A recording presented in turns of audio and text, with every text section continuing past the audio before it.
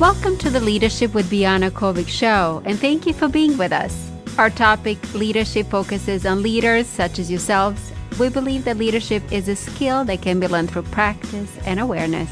It is our hope that our conversation will help you become more reflective when it comes to your own leadership practices and enable you to leave a positive legacy. Our very special guest is Dr. Ania Schwartzman. Ania is a clinical psychologist, wardrobe strategist, and the founder of the Fashionologist. Ania has a doctorate in clinical psychology and has worked at Beth Israel Medical Center, Bellevue Hospital, the Jewish Board of Family and Children's Services, and many more prestigious organizations. Ania, welcome to the show. Thank you. Thank you so much for having me. Ania, I am very excited to have you on my show. You are the founder of the Fashionologist and also you're a longtime psychologist. So I was wondering if you can tell us a little bit about your company and how did psychology play a role for you to start up your company?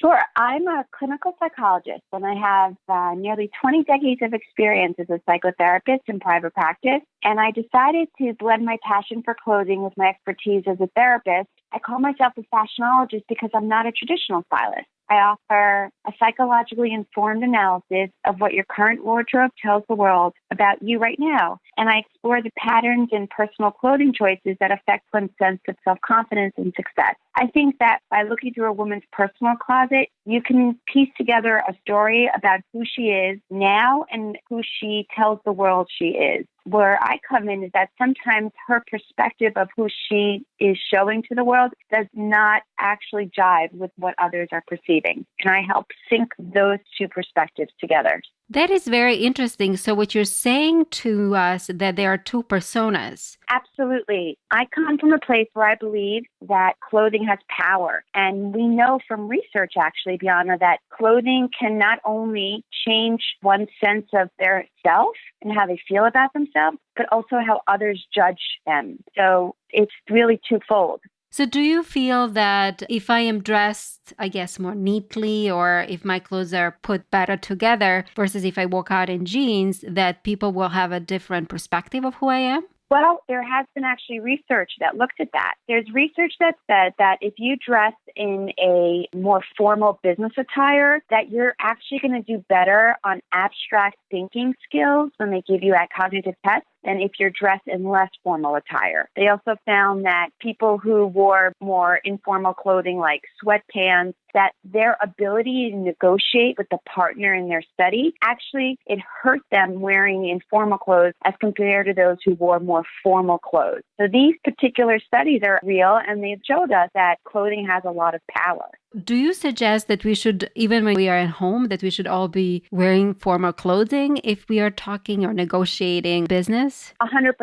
I think that if you're going to work from home, it's important that you set the tone for the day by getting dressed. I don't think you need to put on a formal suit by any means, but even just something more formal than a pajama or more formal than a sweat outfit. I think it's important that it sets the tone. In the same way that home organizers will talk about making your bed in the morning, I think it really makes a difference in how you're going to start your day. So walk me through it. You meet with people and you look at their clothing. And how do you determine what exactly they should have in their closet? So I work in a way that my goal is to help people feel their best. And I think that being a psychologist, my perspective is probably different than a lot of other traditional personal stylists because it's more important to me that the client feel comfortable and empowered and confident than feel sexy or trendy, as maybe more popular stylists might do. So what I do is I start off by asking them to fill out what I call the Schwartzman Client Information Inventory. It's a set of questions I put together that really give me a sense of where the client is at the moment, where they're hoping to achieve, and maybe some of their background in shopping experiences and what gets in the way of reaching their goals.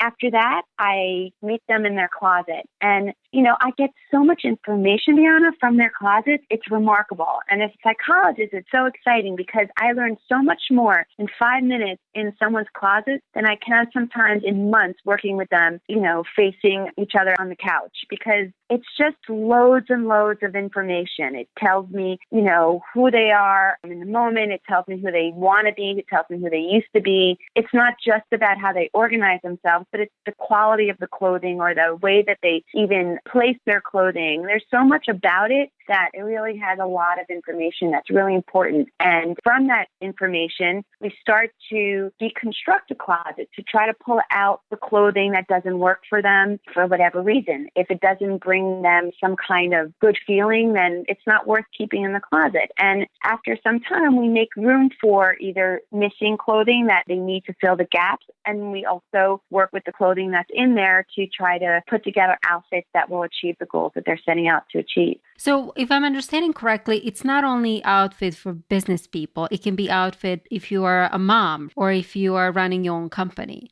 Absolutely. So I've worked with various women in different stages in their lives and their careers, people who have gone back to work after many years and they just feel lost and they don't remember what to do to make themselves feel good. And I've worked with women who are at different stages in their life where they're feeling just stuck and maybe their career is going great, but their personal lives are not. So we use the clothing as a way to help them achieve their goals. And either we use the clothing that they have in their closet or we do it outside by going shopping together and finding what would work best. The woman herself could be from any walk of life, starting a job, looking for a new job, new to being a mother, child leaving for college, all sorts of different stages in their life, because it's all intertwined. Wherever they are in their career is also intertwined with who they are as a person in their personal life. So how do you measure success, and how long does it take for a client to sort of move from one stage to another once, let's say, the clothing has been updated? So that's a great question, and it's really difficult to answer because, like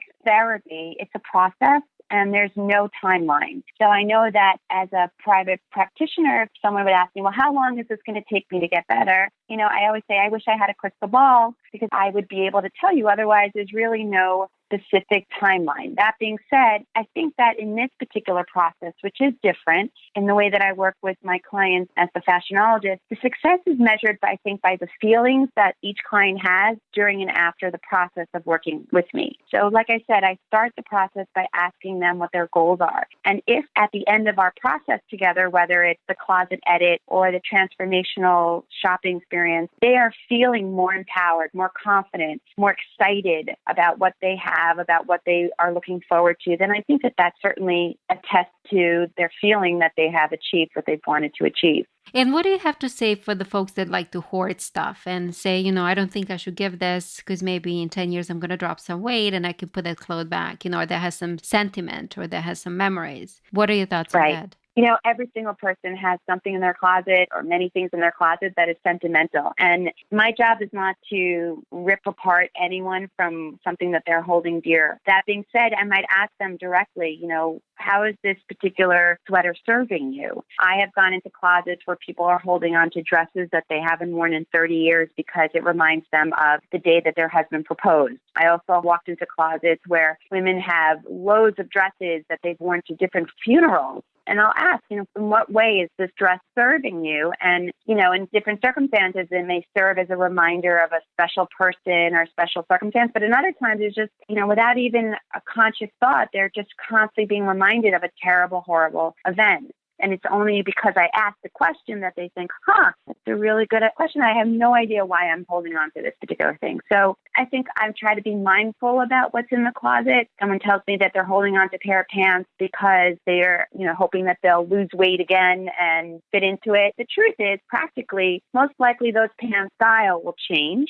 By the time they will have lost weight, most likely they will want to get something new because that's part of the excitement of, losing weight and wanting to try new things on that fit you and all that. So there's a lot more to the process than just saying, keep it or don't keep it. It's asking questions that I think only someone with my expertise knows how to without hurting someone's feelings or making them feel defensive. For the folks that, let's say, want to do it on their own, is there like a timeline that you should just kind of say, okay, this should leave my closet today? I don't particularly suggest a timeline, except that it's really great if your closet is up to date with the season. So what I like to see is closets that have seasonal outfits front and center as compared to something, let's say fall is coming up and people will have sometimes fall outfits in the back of their closet and they're not easy to access. So it's really important, I think, to keep what's available and something that they want to wear and be excited to wear up front and center. And then I think that if they recognize that they are not wearing a predominant amount of those clothing, to be mindful of that and to think about, again, in what way is it serving you to hold on to these different items.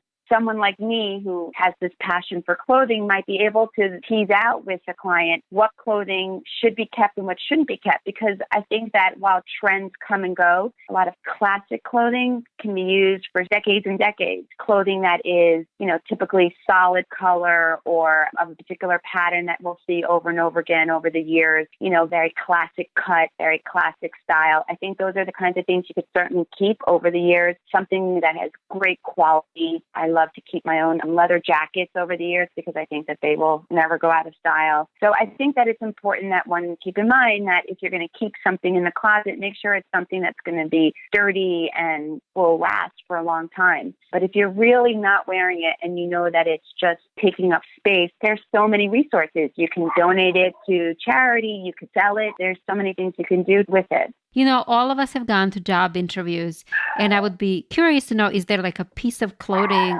or a set of clothing that you should wear when you go for an interview so that you can land that interview? Yes. So again, there's a lot of research on that. And the answer to that is that first and foremost, they say that you should wear something in the color blue spectrum. They find that the color blue sends a message that you're serious, that you're ambitious, that you are ready for the job at hand. It signals to the world that you are confident. So that's something that I would suggest. And also to keep your clothing classy. If you keep it classy, it sends a message that you're more interested in the job than you are in your clothing. And also it depends on the culture of the workplace. So I've worked with women who have switched careers and went from more corporate to then tech companies. And the culture there is very different. It's much more casual. So if you show up in a suit to a technology job, a lot of times that person interviewing is going to look down and say, this isn't the right fit. That being said, you don't want to show up in jeans and a ripped t-shirt. You want to really wear something that's classy. Again, by classy, I mean, something that fits well. It's decent quality. Solids are always a great suggestion, and comfortable. And you want to put out there a message that I am confident, I am capable, I can do this job. So keep it clean, keep it neat, and wear something blue. Exactly. And also keep it contemporary. So anyone who's holding on to suits for the last 10 years might just want to update it because looks do change. The flare of the collar or the length of the pants or something to that effect, that things change, and you might most likely want to make sure that whatever it is you're putting out there is contemporary, especially if you're somebody who's switching careers or somebody who's been out of the field for a while. It's important that you look like you're really with it and up to date. So, once we land the job, some of us get relaxed in the position we're at. Do you suggest that people should ever relax with their clothing style when they go to work, or they should maintain sort of that classy look that they essentially got hired with? I think it depends, again, on the culture of the job setting. I know that personally, sometimes I do get, more tired and comfortable. And so the look of my outfits might change depending on my mood. But that being said, I think there needs to be a certain mark where you have to know that the way you present yourself sends a message. So if it happens once or twice where you find yourself in a very different sort of outfit, if it's sending the message that you're tired or that you're stressed or something, okay, you're human and that's okay. But if you find that it's consistent when most of your clothes that you reach for are really sending a message that you're not very interested in the job at hand, then I think you need to step back and say, what's going on here? Perhaps it's more than just the clothing. Maybe it's that you're unhappy with your job or your personal life or something going on for you that needs to be addressed. So what I'm hearing is you got to care on all levels. Absolutely. I think that it's always important that somebody comes to work prepared and looking like they are ready to take on the job at hand. And I think they could do that with the clothing that they wear. I think that even if it starts off in a career that maybe they're not feeling very confident in, it's okay as long as you dress the part, because I think that even with clothing, you can sometimes fake it till you make it. I think that the message that you send says, I got this, I can do this, then people will start to rely on you in a different way and will depend on you in a different way. And so I think that it's important to keep that up. If you're really interested in moving ahead in your career, it's absolutely important that you be mindful of what it is that you're wearing and how you're putting yourself out there. Not just the actual wardrobe itself, but, the quality of the wardrobe, the style of the wardrobe is important, the colors that you're putting out there. If everything you're wearing is gray and dark, you're sending a message that things maybe are very somber for you. If you're wearing a lot of the time something that's closed off and very tight, you might send a message that you're not easily approachable. And while in some jobs that's great, in other jobs that might really hurt your career. Interesting. So you mentioned something about wearing tie that makes you look not approachable. I think that if something doesn't fit you properly, it sends a message that you're not really putting yourself out there in the way that you want to. So whether it's too tight on top, it just accentuates features that are not appropriate to accentuate at work, that could be a problem. Or if it's too tight and doesn't fit right and, it looks like you're not comfortable in the particular item and you're just squirmy and moving around a lot because you recognize that it's too tight, then that sends a message that you're not comfortable with yourself. And then maybe perhaps you wouldn't be comfortable in the job. I think things need to fit right. And, I always suggest that if you have clothing that you're not quite sure of, take it to a tailor. It doesn't have to be expensive. It could be a dry cleaner's tailor that just sort of nips and tucks certain areas and just makes it look more presentable. The length of the cuff or the collar itself or even the cleavage areas, I always suggest maybe clipping it a little bit so it's not too low and doesn't show off too much.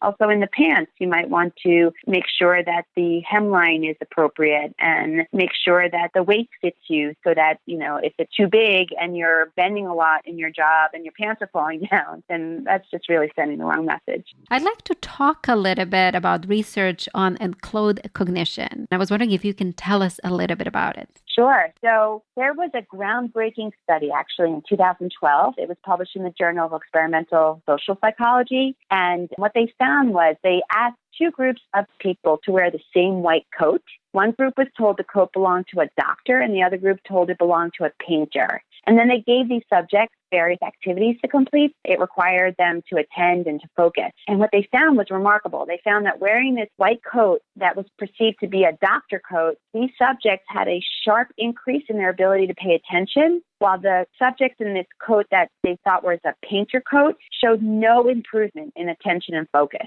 So that was really shocking. The exact same coat, just telling someone that one was wearing a doctor's coat versus a painter's coat really brought on differences in cognitive skill. Another study that was actually really interesting was in England, a woman by the name of Professor Karen Pine. She asked groups of men to wear a Superman t-shirt or a plain t-shirt. And the ones who wore the Superman t-shirt reported that the shirt not only made them feel confident, it actually made them think they were physically stronger. They also rated themselves as more likable. They rated themselves as more superior just because they were wearing these Superman t-shirts. And there was a study in 2013. They found that job hunters were more likely to get hired if they wore glasses to an interview. It's just the idea that people perceive others wearing glasses as more intellectual and also more smart. So it's really, really interesting. And, I think about glasses in terms of the brand that one puts out there, like Anna Wintour. She's always wearing her sunglasses, and it's kind of like her brand. And then even like Steve Jobs, he had his spectacles, or Woody Allen, or even John Lennon or Gandhi. Like they all had these spectacles that they wore, and it's part of their brand. So I think it just sends this message to people, and it affects how they are perceived in the workplace. So you mentioned actually a very important word that we talked a lot about the show. It's how do you create your own brand? So how do you do that with the clothes? Oh, well, clothes have power, period. And because they have power, you can access that power in whatever style you want. So if you're interested in presenting yourself in a certain way, you use clothes to do that. And then you set yourself up in a certain brand. someone like Anna Winter, who wears these sunglasses all the time, this is part of her brand, as also is her haircut. She keeps the same hairstyle. There are people who decide to wear the same look every day for their workplace because they feel like it sets a tone and it says to the world that they are interested and invested in what they do and not in other frivolous things. So they'll choose to wear the same colors all the time. I think that has become their brand. So yes, everything that we do that puts ourselves out there is a way that we're demonstrating to the world who we are at the moment, and that is the brand that we put out there. And for someone who's trying to find their own brand, what exactly they want to look for to kind of say, okay, I'm going to go in this direction? So I think that that's a question that takes a lot of thought. If somebody's starting out or sort of stuck in midlife and feeling like they don't feel like they have a brand and they're looking for it, I think it takes a lot of inflection and thoughtfulness to think, what is it that I am most interested in? What are my values? And how do I want the world to perceive me? If there is somebody who wants to be perceived, for example, as powerful and confident, then it's important that the clothing they put on says that about them. And what might help with that is something like a blazer that they wear over their shirt, because a blazer sends a message of, I mean business. They might choose to wear closed-toe shoe, which is a lot more serious than an open-toe shoe. They would probably be advised to wear heels as compared to sandals or flip-flops. I always suggest not to wear too much accessories because that might send a message that you are not being serious enough. How you even put together your makeup and your hair is really important as well. So finding the things that you are most passionate about just as a person, things that you value most, things that are important to you, I think are all important in when you choose your own brand and you find the clothing that will send a message out there that relays that information.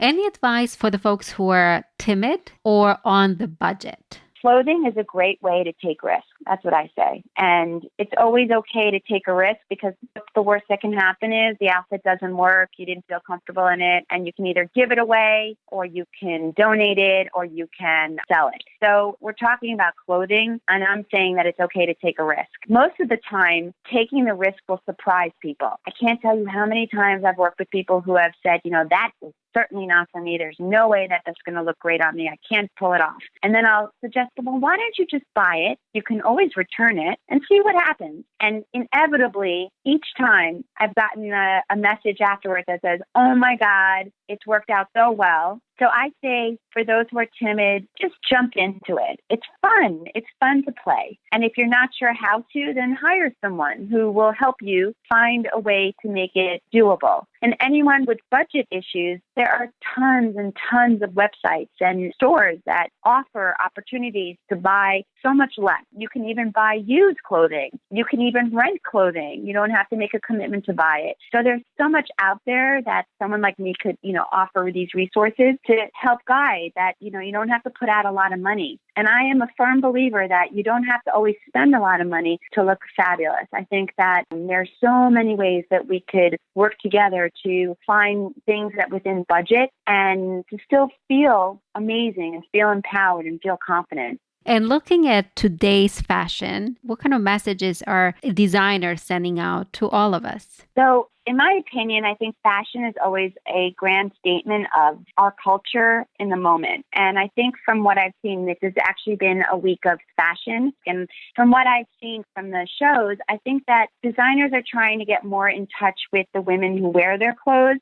I think that women want to feel strong and want to feel confident. And you're seeing that in the clothing. You see a lot of, for example, combat boots or boots in general that are strong, that say, I can take the world. But at the same time, there's also a femininity that's infused because I think that there is still the quality that women want to feel soft and feminine while still being strong. So you're seeing a lot of broad shoulders and also blazers and clothing that's fit sort of big because I think that women want to feel strong and powerful and still feel feminine by wearing perhaps designs that are more flowery, that say, I'm soft and I'm approachable. So that's where we're at right now. Nice. We're all different sizes. Some of us are petite, some of us are tall. So any suggestions how we can best feature our sizes, our age, and other things? Well, I think that it's most important to wear something that one feels really confident in and strong in. And I say that a lot because it's more important to me that you dress for the image you want to put out there than what we typically hear is like dress your age. As long as you put something on that makes you feel powerful, that's the message you're going to send. And it kind of doesn't matter if it's appropriate or not. That said, that's in the personal world. I think that when you're talking about career-wise and job culture, I think it is important that you be mindful that you're dressing appropriately for the environment that you're in. So make sure that what you wear fits. Have clothes altered if they need to be. Make sure that the clothes that you choose send a signal that you're serious and not too casual. So it's important not to let skirts get too short or too long because either one is really not usually appropriate for the space at work. Again, accessories need to be kept simple. It's okay to keep it modern and contemporary. Now, a lot of women are wearing multiple piercings in their ears, but I would suggest not wearing piercings in your nose or your face if you're going to work, especially at a job interview, because I think that sends the wrong message. And I think it's important that shoes be kept clean. I always say women at work shouldn't wear heels that are more than 2 inches because more than 2 inches is usually not appropriate for the more serious workplace. I think that, again, it's important that you wear what feels most comfortable. I think to keep things classic is easiest. I always say keep it subtle, keep it neutral, and keep it covered and classy. And remember that you can always jazz something up with a great belt or great scarf, the right jewelry, or even the shoes. It's okay to add a little spunkiness in the shoes if it's appropriate for the workplace. Any final thoughts? I think that clothing has power. I have always thought that. And I think that you can use clothing as a way to make your life better. And I am somebody who tries to help people do that. And how can people contact you, learn about you? I have a website called Fashionologist.com. I'm also on Instagram, The Fashionologist NYC, and they can find information about me there. They can always contact me through that, and I'm happy to talk to anyone who's interested in finding out more about how to work with me. Wonderful. Well, thank you so much, Ania, for being a guest. Oh, this was fun. Thank you so much. Thank you. Our very special guest was Dr. Ania Schwartzman, the founder of The Fashionologist. Thank you for tuning in and listening to the Leadership with Biana Kovic Show. Remember that you're all leaders in your own rights, and the impact that you're meant to achieve starts with small acts of kindness, curiosity, and generosity. Please give us a like and subscribe to our channel. Thank you again, and until next time.